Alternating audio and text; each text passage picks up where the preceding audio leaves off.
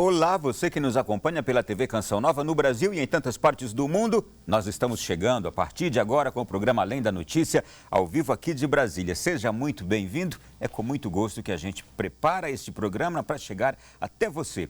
Comecinho de mês de dezembro, mas já final de ano. Nosso programa pensou o seguinte: vamos trazer aqui uma reflexão sobre o nosso ano político, o nosso ano e os acontecimentos que envolveram também o judiciário e que, de uma certa forma, influenciaram, todos os fatos que influenciaram a nossa vida. Então, nós vamos falar hoje sobre o Poder Executivo com todos os seus atos, ou grande parte deles. Vamos analisar os atos do Legislativo e também do Judiciário, o que mais repercutiu e aquilo que também mexeu com a nossa vida. Para falar sobre este assunto no programa de hoje, dois convidados já conhecidos e amigos. Quero cumprimentar aqui Nauê Pinheiro, cientista político. Tudo bem, Nauê? Tudo bem, boa noite ao nosso espectador. E bastante coisa para comentar hoje, né? O ano foi bem movimentado. O dia tá terminando, né, Nauê? A gente chegou aqui numa correria, depois de um dia puxado. Chuva em Brasília também? Nossa, muita chuva.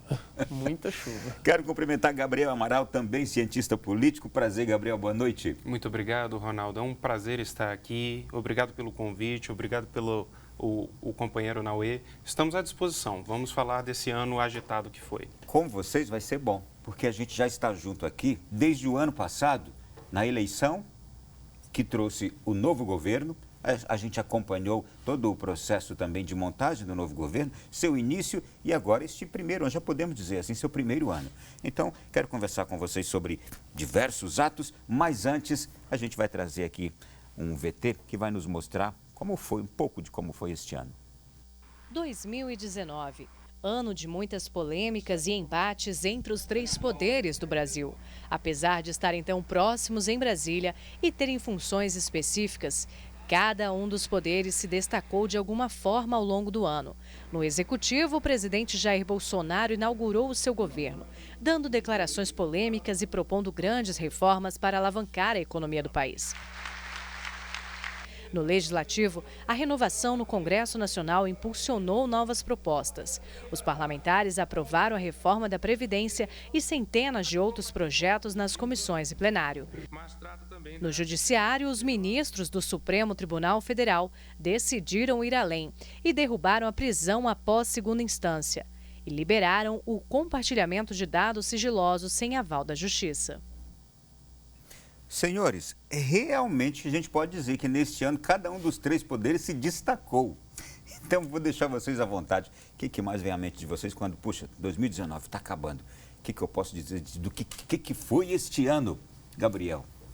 Bem, Ronaldo, eu acho que o grande fato do ano foi a reforma da Previdência, né? Nós tivemos tentativas de praticamente todos os presidentes de fazer um modelo de reforma da Previdência e tivemos nesse ano de 2019 a execução de fato de uma reforma robusta. Menor do que a proposta pelo Executivo, pela linha do ministro Paulo Guedes, mas mesmo assim muito robusta, muito maior do que todos os outros presidentes vinham propondo.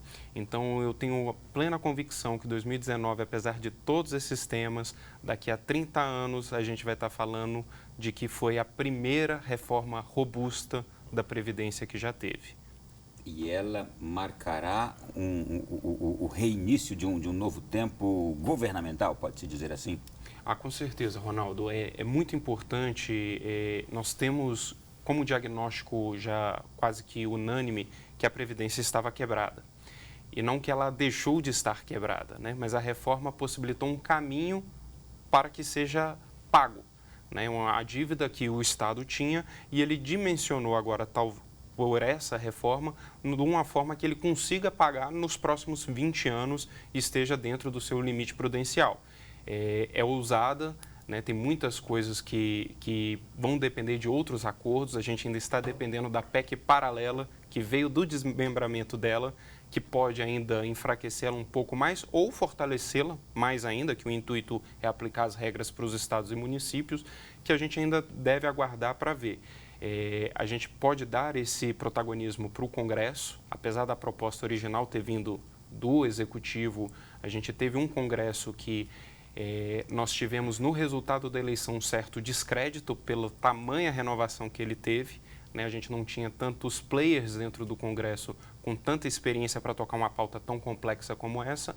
E sim, eles conseguiram. A gente precisa dar cara a tapa de dizer que essa renovação, pelo menos no que tange a reforma da Previdência, foi muito bem-vinda para o país.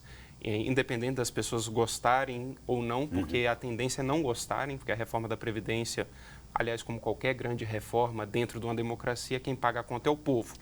E em nenhum lugar do mundo onde ela foi feita, agradou também. E ela não foi perfeita, porque realmente ela desagrada onde quer que seja feita uma reforma de Previdência, não é? Tem muitas observações que se faz quanto a aspectos dela. Mas vamos lá. Naue, o ano de 2019. Eu resumo em 3 palavras. RRC, recuo, reforma e confusão. A gente teve uma série de medidas que foram tomadas e houve um recuo logo em seguida. Isso é uma coisa que manda um péssimo sinal sobre como o governo vem lidando com as próprias propostas. Nós tivemos a reforma da Previdência que, como bem dito, foi o fato do ano. É uma reforma assim, muito robusta. Eu acho que já foi devidamente comentado, eu nem preciso me aprofundar nisso, realmente subscrevo. E quando se fala em confusão, os 3 poderes estavam em uma dissonância tão grande que em um determinado momento do ano precisou que os presidentes das 2 casas legislativas, do Supremo Tribunal Federal e da República sentassem e firmassem uma espécie de trégua, porque as coisas já estavam chegando a um nível impraticável de tensão. E aí, além disso, a gente teve dentro do Congresso uma série de turbulências, várias delas até desnecessárias até certo ponto, turbulências provocadas por declarações de pessoas ligadas ao governo, turbulências provocadas por declarações de opositores, turbulências por conta de declarações, às vezes, de ministros e daí para frente. Então, a gente teve uma série de problemas que foram provocados porque havia essa guerra entre os poderes e que eu não tenho certeza se foi muito bem pacificada, até porque nós vimos o que aconteceu e o que vem acontecendo em relação especialmente às decisões do Supremo Tribunal Federal. Recuo e confusão, vou pegar esses 2 aspectos aqui. A gente pode explicar como governo novo, muita gente nova, um governo que de fato não estava preparado para pegar um país desse jeito. Como é que se explica? Recuos, tantos, porque realmente não tem como contestar o que você falou, não. Recuo e muita confusão. Eu vou deixar o segundo termo, reforma, aqui, que a gente já abordou positivamente. A questão do recuo tem um quê do governo ser novo também, mas em alguns momentos me pareceu que o governo vinha testando algumas balizas, algumas barreiras. Como, por exemplo, quando reenviou uma medida provisória que continha o mesmo assunto de uma medida provisória anterior que já tinha sido rejeitada pelo Congresso Nacional. A questão da posse de armas, das armas? Não, isso nem entrando nesse ponto, até mais drástico, né? Quando houve a remodelação da estrutura administrativa do Poder Executivo, a transferência de competências e atribuições para determinadas pastas foi barrada pelo Congresso Nacional. E aí, pouco tempo depois disso, o presidente da República encaminhou a nova medida provisória com o mesmo assunto. E isso é vedado pela Constituição Federal. Não se pode encaminhar uma medida provisória contendo assunto rejeitado pelo Congresso Nacional no mesmo ano legislativo. O presidente da República testou e o próprio Supremo entrou na história e barrou a medida provisória, depois de um pedido, se não me engano, feito por parlamentar. E não é só dentro do Poder Executivo Federal que a gente tem essa dissonância.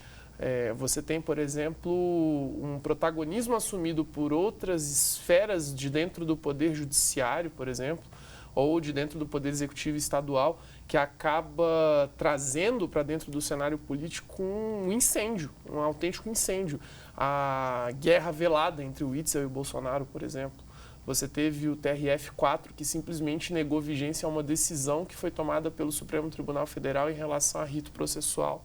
E daí para frente. Isso tudo contribui para que a gente tenha uma confusão muito grande. E na parte do recuo, vem exatamente porque o governo, às vezes, testando, às vezes por inexperiência mesmo, não vou usar a palavra amadorismo, mas inexperiência, acaba cometendo alguns erros e, pelo fato da própria equipe ser muito nova, levou um tempo até azeitar a máquina, por assim dizer, e as coisas começarem a fluir de forma mais adequada. Gabriel, Bolsonaro prometeu uma nova forma de fazer política E a gente viu, de fato, uma confecção de ministério completamente diferente de como se fazia antes. Não se entregou mais o ministério de porta fechada para partidos políticos. Isso também a gente percebeu que gerou para o Bolsonaro dificuldade de relacionamento com líderes históricos, presidentes de partidos ou caciques da política brasileira. O presidente Bolsonaro conseguiu fazer algo diferente e, aliás, está terminando o ano agora, a gente não ouviu até agora nada de, como se ouvia com frequência, corrupção no governo. Como analisar isso? Bem, Ronaldo, eu acho que é importante salientar que, primeiro, o Bolsonaro não tem nenhum cargo negociado por partido no primeiro escalão. Nenhum ministro foi escolhido por uma relação partidária, mesmo a gente tendo um número expressivo de ministros do Democratas. Mas todos foram escolhidos pela vivência que ele tinha dentro do parlamento, das pessoas que ele confiava. Então, ele realmente cumpriu com essa proposta dentro do primeiro escalão. Qual o problema da gente analisar? O problema é que as pessoas tendem a ter um partido político quando elas estão envolvidas com política e gerou um desequilíbrio mesmo que não seja o fator que fez ele escolher. Então, hoje nós temos uma superrepresentação dos democratas dentro do governo Bolsonaro, mesmo não sendo cota do Democratas. Isso gera um atrito dentro do partido dos democratas, porque eles têm muito espaço, mas que não é deles. Os dirigentes do partido não têm controle das pastas que supostamente estão com eles. E são pastas bem relevantes. Eles estão com a pasta da saúde, da agricultura, que são pastas que têm um movimento, e inclusive a Casa Civil, né? E, então ele tem essa dificuldade de ter que gerar um problema a mais que os outros presidentes não tinham. Apesar dele não ter essa relação estrita do toma lá da cá no primeiro escalão, ele precisa gerar uma interlocução desse primeiro escalão com seu próprio partido para que eles mesmos não sabotem a cadeira que eles alcançaram por méritos, na visão do presidente. Dentro do segundo escalão, a gente tem pouquíssimos casos que a gente teve uma relação de troca, e essa relação de troca muito se dá por um conceito que a gente, na ciência política, a gente trabalha muito por causa da leitura de Weber, que se chama memória burocrática. É muito difícil você tirar um cara que estava num órgão técnico, mesmo ele sendo político há 20, 30 anos, porque ele representa como se faz aquela política. É muito complicado fazer essa troca. E aonde ele tirou essas pessoas, aí sim a gente teve um problema grande, porque gerou paralisia em determinados órgãos. E isso é muito difícil de ser ajustado. Por outro lado, aonde ele conseguiu colocar, aí sim a gente seguiu com a política. O que facilitou muito no desenho que o presidente Bolsonaro fez é porque quando ele fez, via medida provisória, esse redesenho da esplanada, ele meio que deixou claro que ele simplificou como se daria as negociações. Então, você tem o Superministério da Economia, o Superministério da Justiça, você tem o Superministério da Infraestrutura, e isso deixou a critério nessas áreas que não haveria espaço de forma nenhuma de negociar. Isso foi muito bom. Mas nas outras pastas ficou muito difícil dele controlar isso. Então, ponto para ele que ele cumpriu a promessa de campanha no limite do que dava para cumprir. Por outro lado, esse desenho ficou só na cúpula. Ele poderia ter fomentado com seus ministros escolhidos um novo desenho para o segundo, terceiro até quarto escalão, que a gente não viu. Talvez eu esteja sendo muito rigoroso com o presidente Bolsonaro, porque é só o primeiro ano. Mas seria muito melhor para o país se ele conseguisse fazer essa gestão interna. Isso gera algumas outras críticas. Por exemplo, o Superministério da Economia, ele adentrou para a estrutura dele o Ministério do Trabalho. Quando a gente pensa na política macro de geração de emprego, as coisas estão caminhando bem, né? Saiu a medida provisória da carteira verde e amarela. Então, você vê que tem um desenvolvimento, mas no campo micro do Ministério do Trabalho, a gente não teve novos registros sindicais, talvez até por promessa de campanha dele, e as fiscalizações de trabalho. Isso tudo fica um pouco meio escanteado, porque o perfil do ministro é macroeconômico. Ele não está tão preocupado por esse aspecto micro. Então, talvez ele precisasse de um redesenho a qual ele pudesse dar maior força para o secretário especial. Já vou pedir a vocês também, no próximo bloco, que identifiquem os principais problemas e dificuldades do governo Bolsonaro, não é?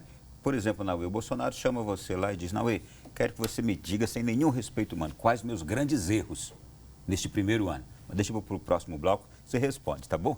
Até já.